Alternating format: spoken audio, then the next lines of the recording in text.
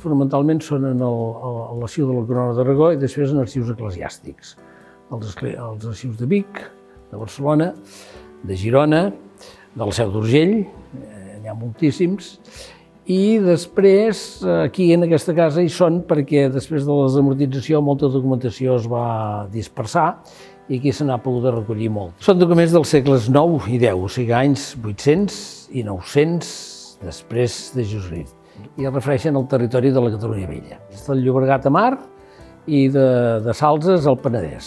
No tot arreu s'ha conservat tan bé com aquí. Aquí, per una sèrie de circumstàncies, entre les quals el sentit conservador de les autoritats eclesiàstiques, que sempre han respectat molt tot el que passava d'un bisbe a un altre, d'un abat a un altre, etc., doncs aquí hem tingut la sort que s'ha conservat bastant bé. A més, aquí no vàrem tenir la Revolució Francesa, que va ser una revolució fonamentalment antifeudal i que va tenir com a conseqüència que tota la documentació d'aquella època es va despreciar i molta es va destruir. Per exemple, el Rosselló, les comarques de la Catalunya Nord, són molt més pobres en documents originals que nosaltres, perquè en l'època de la Revolució se'n va fer malbé una gran part, o gairebé, en fi, els originals en queden ben pocs.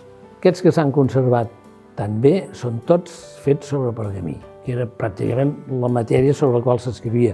I en la major part dels documents, sobretot en aquests tan petits, es veu que s'aprofitava molt i molt el pergamí, perquè el pergamí és un animal que l'has mort, li has tret la pell, l'has adobada, l'has hagut de fer passar per tota una sèrie de processos de desengrassar, etc., i de fer-la apta per l'escriptura, i aleshores l'aprofitava molt, de tal manera que, per exemple, aquí en tenim un que aquesta forma tan estranya que té, aquí passava un os.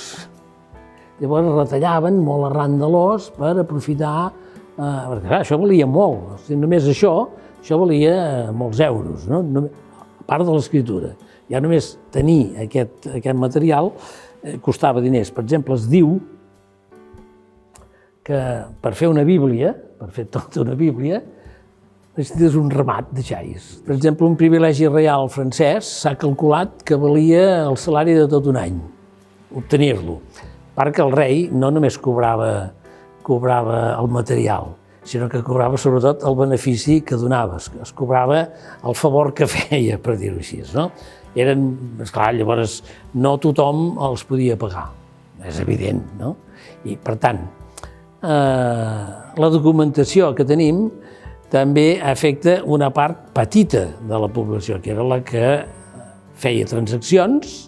Per tant, a l'època carolíngia, encara no som a l'època feudal, doncs hi havia petits propietaris que podien fer permutes, podien fer compres, vendes, donacions, etc. Per tant, estem parlant de l'estrat sempre més elevat de la societat. L'escriptura, en tant que organitzava el territori en les seves diverses formes, a través dels preceptes, a través dels actes civils que feien els ciutadans, a través de les relacions que els diversos senyors establien amb la gent del seu territori, això estructurava molt la societat. I la prova és que quan els àrabs feien una ràtzia i entraven per aquí, anaven molt de dret a destruir documents.